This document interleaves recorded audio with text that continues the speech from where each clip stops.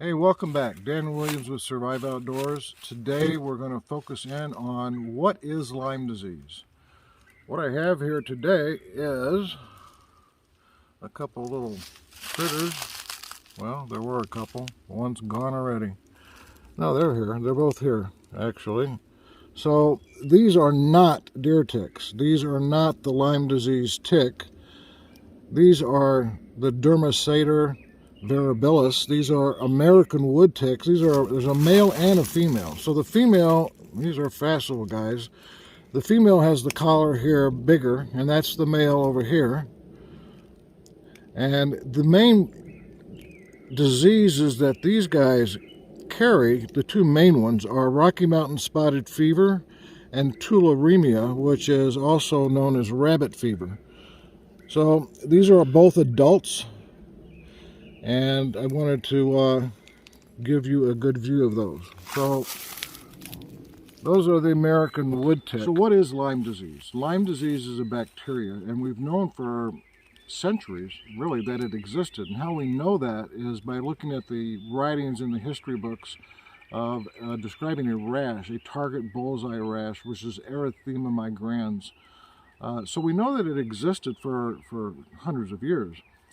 Not that long ago, in 1975, is when in Old Lyme, Connecticut, there was quite a few children that were getting diagnosed with arthritis. And initially they thought it might be viral because all their labs were coming back and it wasn't looking like they had rheumatoid arthritis at all. And then in 1981, William Burgdorfei, who out in Colorado was studying it and found the spirochete. It's a little kind of a spiral bacteria, and these kids were getting better on penicillin. So there was the tie, the bacteria, and the kids were getting better with penicillin. And so that was in 81. It wasn't until 1991 that the CDC then made this reportable for clinicians across the U.S.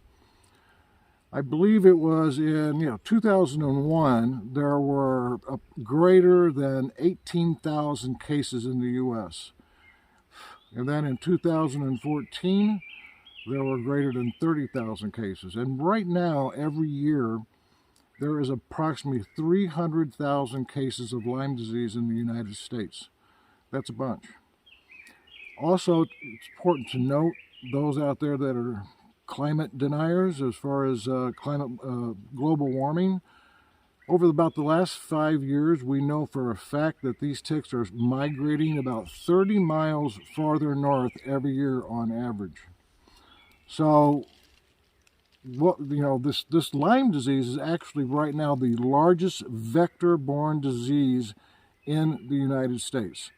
Very, very profound. So let's talk a little bit about the tick's cycle of life. A tick lays its eggs in the spring, and a tick will lay approximately 1,500 to 5,000 eggs. Those eggs then hatch late fall, early winter, and after they hatch, you have the larva. A larva is is 6 legs at that time, and it's about the size of a number on a penny.